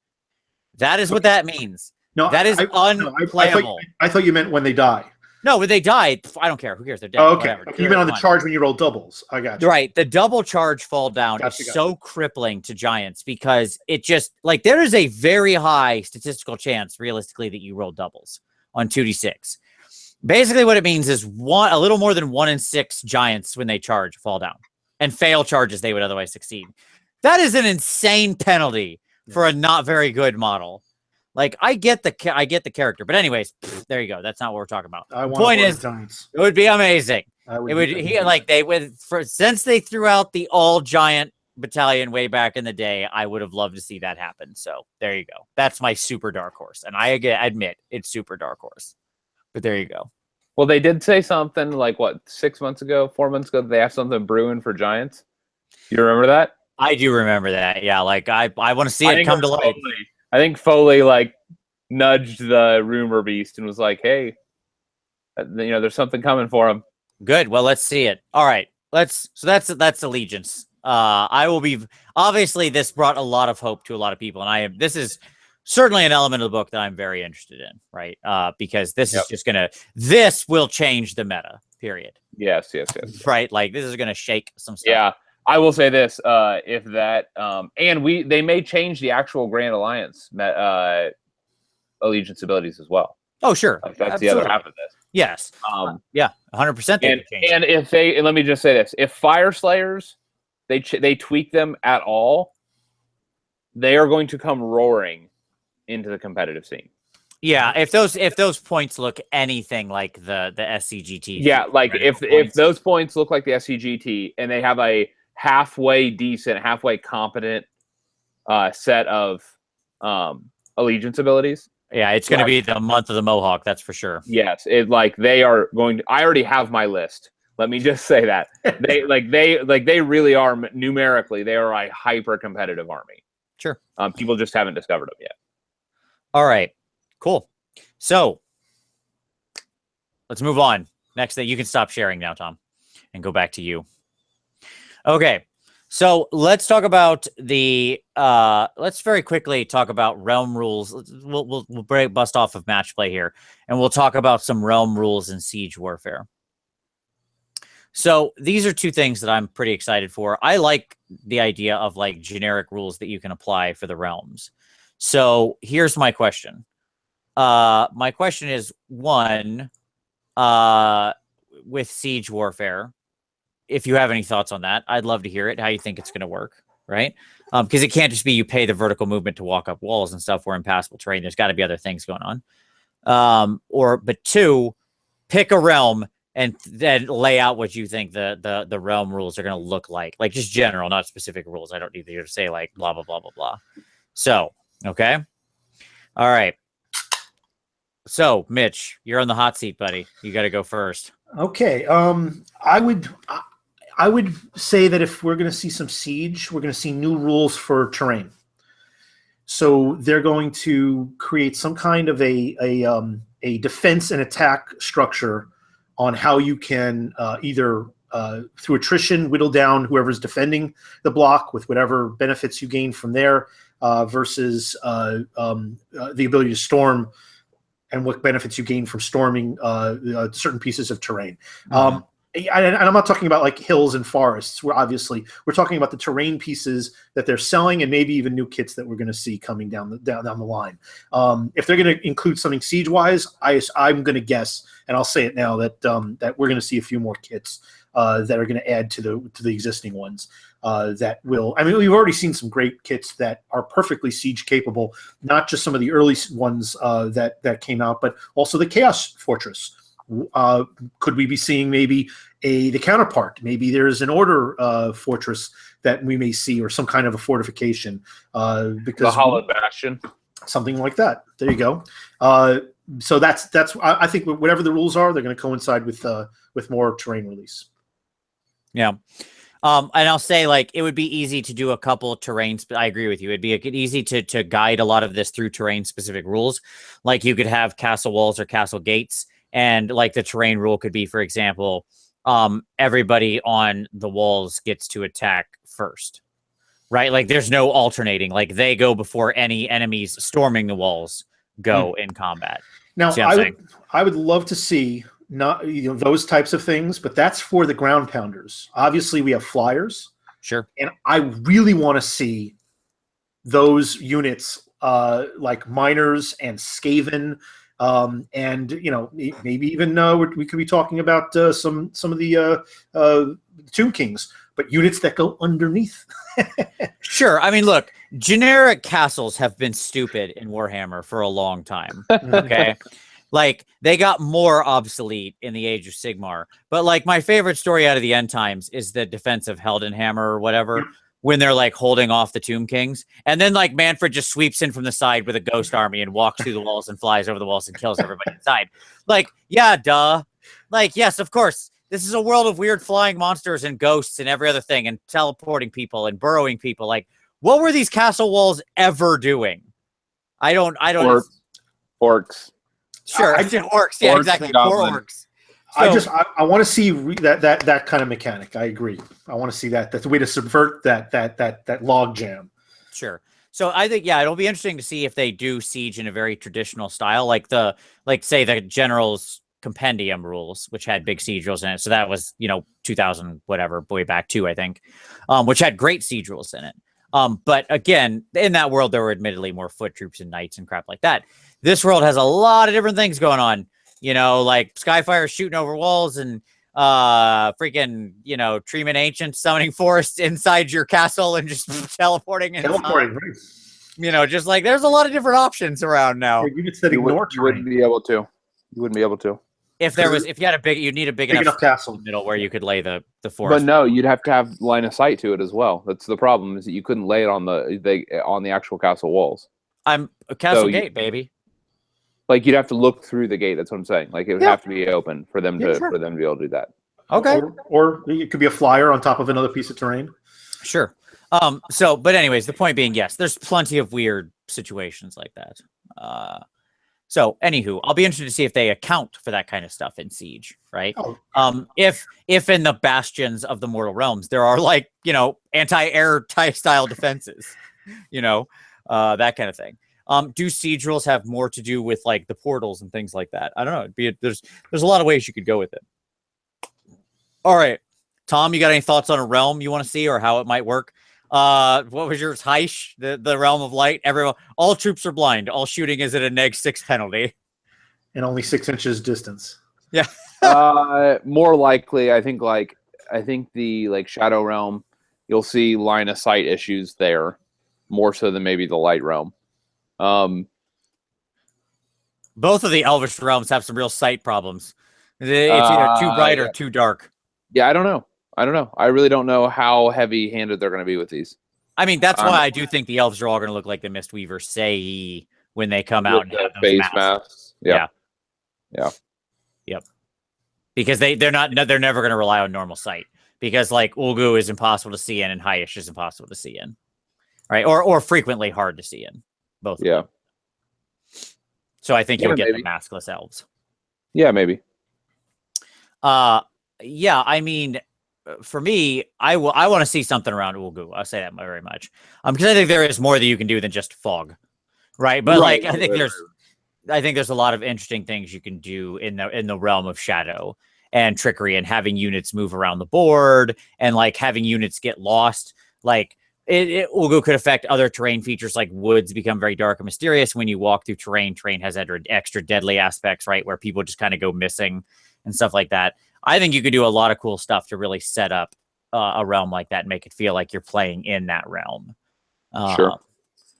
And yeah, it would segue in very nicely then to do those games when we get that inevitable elf release, right? So, all right, cool. So now let's close this out with some new rules of one. All right. So, I got one. All right. Well, we'll get into it. So you're on the page, Mitch. Right. We're each gonna have we had new rules, plural of one, which in my mind means there's two. Better just say that. Yeah. Okay. I don't see there being. I don't know. There's three would be hard for me to sketch. So I think there's two. But hey, we're gonna pick some new rules of one. Let's throw them out. So Mitch, kick us off, buddy. You got one. I think that we're going to see. There's a lot. We talked about this before the show, Vince. We're seeing there's a lot of streamlining with the saves for 40K, the new version of 40K. So my thinking is that we're going to see you get to choose one of the special saves to avoid damage. If you have layers, it'll just be the one. That's what I'm thinking. That it'll be a new rule of one. So you have your base profile save, and if you have an allegiance save or another special save, maybe even on your war scroll, or another spell effect that gave you an additional save, maybe one's better than the other. You don't have redundant ones that you do one after the other. You pick the best one. That's the one you get. Right. So like it could be worded something like you can only make one damage prevention roll or roll to avoid wounds or damage in a period, right? After once you've suffered damage, you only make one roll to avoid them. Blah blah blah, something like that. It would be called the anti-Tom rule. It would be called the anti-Tom rule, yes, because it'd be getting rid of your ridiculous stacking nonsense. What, 3 or 4? How much did you get up to? I mean, you can, yeah, a couple, Sure. All right. I agree, and I would fully support that one because defense is the grind of games. I hate, and moreover, it's just a bad mechanic to have those be stackable because you're oftentimes rolling lots of dice. Like Tom gets in these situations where he's like 5 up, nope, 5 up, nope, 6 up, nope, 6 up, nope. Cool. Let me give you it's a lot of dice rolling for what can often be no effect or minimal effect. And if you have large units and you're rolling 3 times for that unit, it's not just that you're rolling lots of dice for the unit. It's just piles of dice multiple times. You know, if I have 3 units of 40 skeletons, and I'm saving 3 times for each of them, or you have your plague bearers with their layered defense. That's just it's just you're taking piles like this to drop, or you're doing what I've done in many cases where I don't have enough dice, so I have to now keep track of what. And that kind of stuff's a time killer. Like AOS already is a slower game. Like I played another game of 40K this last weekend, and we were like 3 hours into it and done. Right, all the turns in, and we were like, "Wow, that was super fast." And I was like, "Yeah," because we didn't waste time with it. There was not a lot of that nonsense going on, right? Of just actually people shot, people saved, people died. Next, right? It was just like boom, boom, boom, resolve. And so getting that kind of nonsense cleaned up would probably make the game, you'd actually achieve more turns, which I'm, supportive of. Yeah. I don't think I ever got to see turn 4 at NashCon. Sure. Because your army is like the enemy of things being accomplished. Hey, we're fighting at the top of 1. Your entire line is fighting my entire line at the top of 1. I mean, pointlessly, but sure, it does happen. Yes, you do get your army did grant people the honor of rolling lots of dice to no purpose, so that's rewarding. All right, so Tom, what's your pick for your new rule of 1? I mean, I've been preaching it, like the running assumption. So I don't think they're going to take my advice. Okay. My advice, no, I don't. My advice was no stacking same bonuses. Like, and you don't think that's going to happen? I don't. And what I mean, but you're not listening to me. You're hearing no stacking same named abilities. Mm-hmm.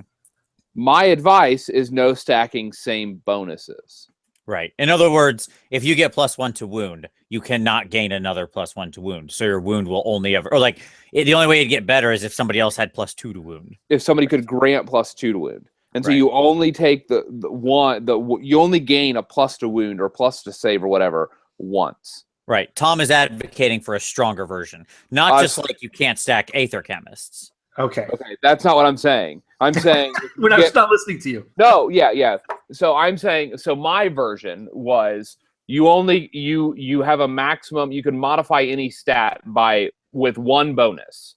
You just take the highest bonus. So if you have an ability to grant +3 attacks, you take that bonus rather than the +2 or the +1 attacks. But you can't do the +1, +2, +3 and get +6 attacks you currently can. Right. Okay. That's my advice. I don't think they're going to go that route. What do you think they're going to do then? I think it's no stacking same name. Yeah. And so what they'll say is that abilities only affect a unit once. So blood secrators, so you can only get +1 attack from 1 blood secrator. You could have 10, you're only going to get 1. It's a middle ground. I see that. It means you can't spam those units that provide those. Aether Chemist, you can't stack 4 of them onto 1 unit. It nips something similar in the butt, but it doesn't stop the Tomb King's problem of grabbing Cetra, of grabbing, a lot of grabbing the tomb, the royal. That's where the Royal War Sphinx and a regular Tomb King, which then combine to be or the Morngol and Neferata, but you can't have 2 Morngols, and I'm all for that. Yeah, so you could do Neferata, Morngol, and Cursed Book. Right. But what you can't do is multiple Morngols. Right, which is kind of silly anyway because the range is so small that it doesn't usually wind up happening that often. But even so I see. I think they will stop stacking of same named abilities. I don't think they will stop stacking of same ability or same bonuses. Okay. Because it's a little bit harder to track. Just so from a memory stuff, maybe I don't know. Needless to say, that is the stronger way to control the problem of synergy, because it really is a problem for balancing points inevitably. And I've written a long essay on this. If you'd like, I can share it with you sometime. But it having in the long term, because what it causes you to go from 20 point to 100 point craggies that's what it causes. It causes those point swings. Yeah, and what I'll say is the problem with your version of the rule is that one, it would lead to confusion. Yes. Because you look at something like you gain +1 attack to your attack. Okay, so the scrolls you would have had to design the game with that rule in mind. Here's what I mean. Okay, here's a scroll. It says you gain +1 attack. Okay. Yep. Here's a scroll that says increase your attack's characteristic by 1. Yep. Do those stack? They're doing separate things, right? One is acting on the characteristic, one is adding a bonus. Here's another scroll that says double your number of attacks. Yes. Is the doubling the same as a +1? Which one does that not which one does that interact with? And it would also be highly disproportionate to affect certain armies, right? Yes. Like certain people would really get kicked in the nards by this. Certain people would just be like, oh, we don't care. We weren't doing that anyways. Right. So whereas the same name thing probably stops the most egregious skews. It really doesn't. Like the really worst bonuses are those that are pulling synergy across the faction. But there's nothing you can that's the problem is you can't get at those negating those things without either changing the actual war scrolls or implementing a no stacking same bonuses. Right, a more severe stacking limitation. Yep. I could see. I could see, for instance, you might have like 3 or 4 rune priests stacking on one unit and getting wiping out armor because you got a -4 to rend with the dispossessed. That's great, but it's only one unit, so there's that you're making incredibly good. But with, like, for instance, your Nurgle. What's the example that we've talked about a couple of times? Was it Nurgle or was it a different force with the multiple pluses from different sources? Like the go-to example would be the Tomb Kings. The +1 to wound from the Cetra, the +1 to wound from the Royal War Sphinx, and stacking on the Snake Surfers for 4+ mortal wounds on their wounds. So like that's like you can't stop that without biting into what the bonus that they're actually granting. Because those aren't the same name abilities. I think if all those points move to some degree, they don't need to be. You don't need to move it as strong as you did, as the SCGT did. And you'd still more or less break the power of that pretty badly. You can control some of that through points. I don't disagree that, yes, it would be a great way to go about it, but you would have had to recodify things from the ground up. It wouldn't change bloodletter bombs that have the heavy mortal wound kick out. It wouldn't change the spider fangs with their heavy mortal wound because of the stacking, because they're coming from different sources, right? Yep. Like all the mortal wounds coming from on Spider Fang, for example, all that's different stuff. None of that is same name stuff stacking. Right. Yeah, so the one that I would pick on is a couple things. I think that we'll see the spell rule of 1 also extended out to prayers. Yes, right? obviously. So that way, because right now the priests are in a weird position where they can just slaughter priests can just spam their D6 mortal wound burn blood in the murder host or whatever. Yeah, but the Stormcast are so underpowered. You mean the Blades of Corn? You're saying the Stormcast because they also have priests. Sure. I think priests right now have a spam ability that wizards don't, and also the fact that your prayers can't be countered, right? You're at this point, prayers are the way better way to go. So I think those are going to get folded in for sure. Yep. The other thing I wonder, I don't know if this really falls into a rule of 1 or not, but I wonder if they're not going to address somehow the things stop working because of penalties problem.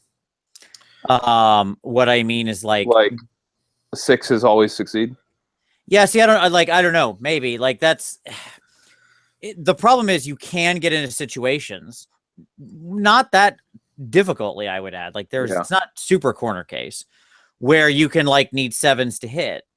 And then all of a sudden you just have a unit that can't attack anymore, right? They just, they can roll dice pointlessly. Nothing ever happens as a result of it, right?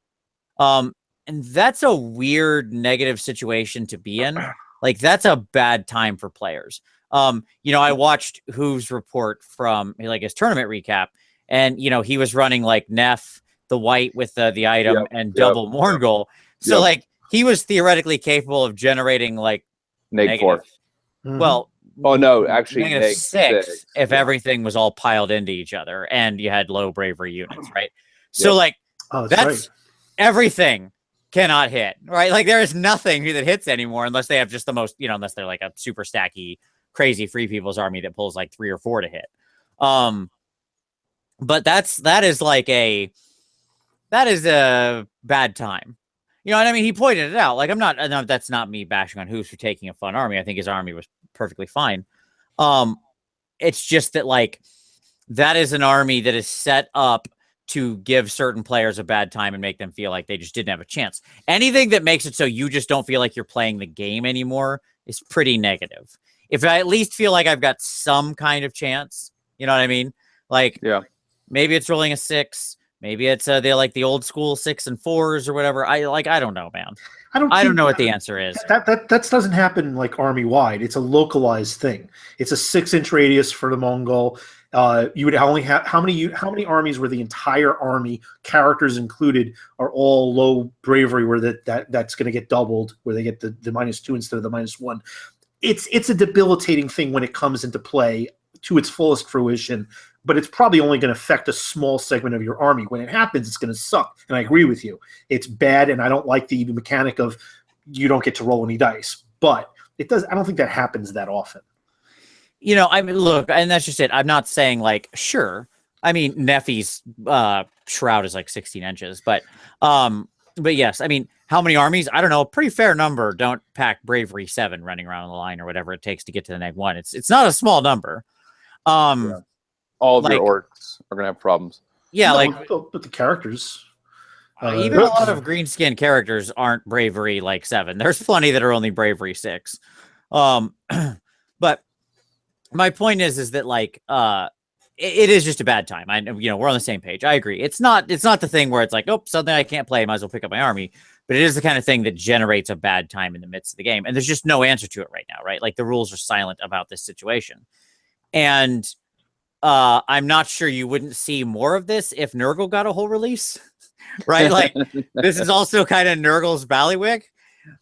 So we're going to just introduce another, probably at least competitive army that like has multiple ways to generate these negatives and still have no answer to it if we don't because they have multiple ways to generate it now, right? Without items and without spells and without command traits and allegiance abilities. Yes.